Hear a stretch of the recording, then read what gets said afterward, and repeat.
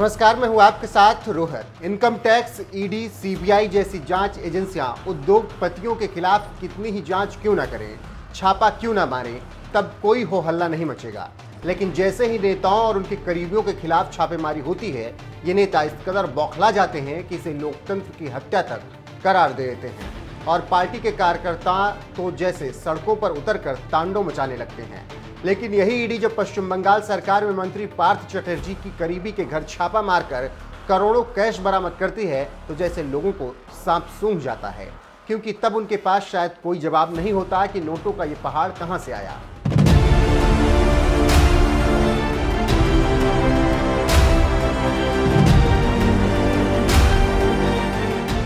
पश्चिम बंगाल की मुख्यमंत्री ममता बनर्जी के राज में हुए प्राथमिक शिक्षकों की नियुक्ति में कथित घोटाले को लेकर ईडी ने जबरदस्त छापेमारी की और इस छापेमारी में इतना कैश बरामद हुआ कि बस इतना समझ लीजिए कि रुपयों का पहाड़ खड़ा हो गया, जिसे गिनने के लिए ईडी की टीम शुक्रवार की रात से ही लगी हुई है। भ्रष्टाचार के इस मामले में ममता सरकार में उद्योग और वाणिज्य मंत्रालय संभाल रहे पार्थ चटर्जी और उनकी करीबी अर्पिता मुखर्जी पर शिकंजा कसता जा रहा है। पूर्व शिक्षा मंत्री रह चुके पार्थ चटर्जी से इस मामले में करीब 26 घंटे तक कड़ी पूछताछ हुई और फिर इसके बाद उन्हें गिरफ्तार कर लिया गया। लेकिन गिरफ्तारी होते ही उनकी तबीयत बिगड़ गई और 2 डॉक्टरों की टीम उनके आवास पर इलाज के लिए पहुंची है। तो वहीं उनके करीबी अर्पिता मुखर्जी को भी ईडी ने हिरासत में ले लिया है, क्योंकि ये जो नोटों का पहाड़ देख रहे हैं आप इस वक्त, अर्पिता मुखर्जी के घर से ही ये सब बरामद हुआ है। कलकत्ता हाईकोर्ट के निर्देश पर पश्चिम बंगाल स्कूल सेवा आयोग भर्ती घोटाले के आरोपी पार्थ चटर्जी के घर पहुंची पुलिस ने उन्हें तो गिरफ्तार कर ही लिया। उनके अलावा आरोपियों की इस लिस्ट में माणिक भट्टाचार्य, आलोक कुमार सरकार, कल्याण माय गांगुली जैसे नाम भी शामिल हैं। इन सभी का बंगाल शिक्षा भर्ती घोटाले में कनेक्शन सामने आया था। लेकिन सबसे बड़ा एक्शन अर्पिता के खिलाफ हुआ, जिनके घर पर 20 करोड़ कैश मिला है। ईडी ने छापेमारी के दौरान अर्पिता के घर से 20 फोन भी जब्त किए हैं। अभी तक यह स्पष्ट नहीं हो पाया कि अर्पिता उन फोन के जरिए क्या कुछ करती थी, लेकिन ईडी ने उन्हें भी अपनी जांच में शामिल किया है। नोटों के पहाड़ पर क्या बोली पब्लिक। इंडिया टीवी के पत्रकार मीनाक्षी जोशी ने लिखा, हमारा देश चाहे कितना भी डिजिटल हो जाए, ऐसी तस्वीरें बताती हैं जिससे गबन करना होगा वो करेगा ही। कीड़े पड़े घोटालेबाजों को। पश्चिम बंगाल सरकार में मंत्री पार्थ चटर्जी की करीबी अर्पिता मुखर्जी के घर से 20 करोड़ कैश की बरामदगी हुई। आज तक की पत्रकार चित्रा त्रिपाठी ने नोटों के पहाड़ की फोटो पोस्ट करते हुए लिखा, पश्चिम बंगाल सरकार में मंत्री रहे पार्थ चटर्जी की करीबी अर्पिता मुखर्जी के घर से 20 करोड़ कैश की बरामदगी। ईडी की स्कूल सेवा भर्ती आयोग घोटाले मामले में बड़ी कार्रवाई। 5 जन के पत्रकार अश्विनी मिश्रा ने लिखा, टीएमसी सरकार में मंत्री पार्थ चटर्जी की करीबी अर्पिता मुखर्जी के घर मिला नोटों का जखीरा। पत्रकार हर्षवर्धन त्रिपाठी ने लिखा, सामान्य घरों में आलू प्याज भी ऐसे नहीं रखा जाता जैसे अर्पिता मुखर्जी के घर से नोटों की गड्डी मिली।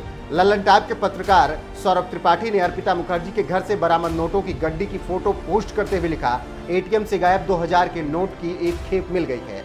वरिष्ठ पत्रकार मिलिंद खांडेकर ने तंज मारते हुए लिखा, मैं बारिश कर दूं पैसे की, ये 20 करोड़ है। ईडी का दावा है कि ये रकम पश्चिम बंगाल के मंत्री पार्थ चटर्जी की सहयोगी अर्पिता की है। आरोप है कि ये रकम सरकारी नौकरी में भर्ती घोटाले से इकट्ठा की गई। बंगाल बीजेपी के वरिष्ठ नेता शुभेंदु अधिकारी ने ममता सरकार पर हल्ला बोलते हुए लिखा, ईडी ने एसएससी घोटाले मामले में पश्चिम बंगाल के शिक्षा मंत्री पार्थ चटर्जी की करीबी सहयोगी अर्पिता मुखर्जी के घर से 20 करोड़ रुपए नगद बरामद किए। सूत्रों का दावा है कि राज्य सरकार के शिक्षा मंत्रालय के राष्ट्रीय चिन्ह छपे हुए लिफाफों में भी नकदी मिली है। शुभेंदु अधिकारी ने इसके बाद 2 और ट्वीट किए। इसमें से एक में उन्होंने बंगाल की सीएम ममता बनर्जी की अर्पिता मुखर्जी के साथ खींची गई एक तस्वीर साझा की। वहीं इसके बाद के ट्वीट में उन्होंने भ्रष्टाचार का आरोप लगाते हुए कहा, ये तो बस ट्रेलर है, पिक्चर अभी बाकी है। एनएचआरसी के पूर्व सदस्य आतिफ रशीद ने लिखा, इतने बेतरतीब तरीके से तो हमारे गांव में भूसा भी नहीं रखा जाता जैसे यहाँ ममता दीदी का पैसा पड़ा है। पश्चिम बंगाल सरकार में मंत्री पार्थ चटर्जी की करीबी अर्पिता मुखर्जी के घर से 20 करोड़ कैश की बरामदगी। जब से ममता बनर्जी के मंत्री पार्थ चटर्जी की करीबी अर्पिता मुखर्जी के घर से करोड़ों रुपए की गड्डियां बरामद हुई हैं, सोशल मीडिया पर कुछ इसी तरीके से हंगामा मचा हुआ है। जो भी देख रहा है हैरान है।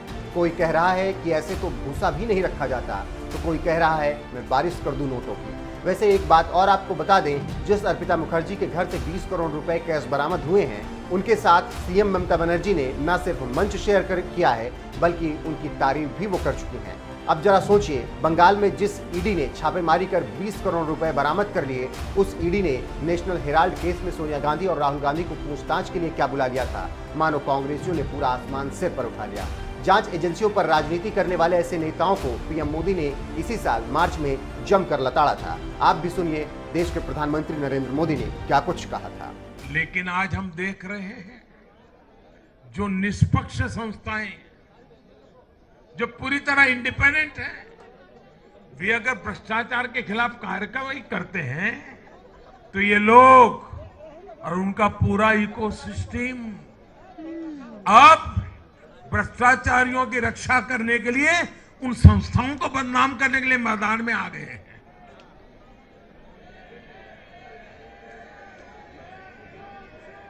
ये देश का कितना बड़ा दुर्भाग्य है कि घोटालों से घिरे लोग एकजुट होकर अब अपनी इकोसिस्टम की मदद से इन संस्थाओं पर ही दबाव बनाने लगे हैं।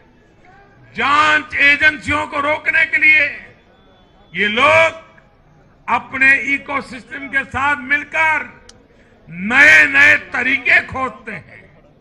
इन लोगों को देश की न्यायपालिका पर भी भरोसा नहीं है। पहले हजारों करोड़ रुपए का भ्रष्टाचार करो, फिर जांच भी नहीं होने दो, और जांच करे तो उस पर दबाव बनाओ। ये इन लोगों की प्रवृत्ति है।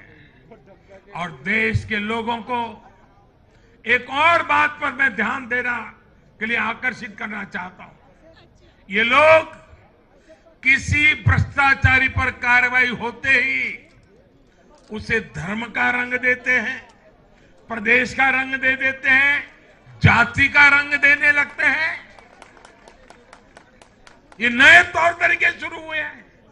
किसी माफिया के खिलाफ अदालत कोई फैसला सुना देती है तो भी उसे ये लोग धर्म और जाति से जोड़ देते हैं।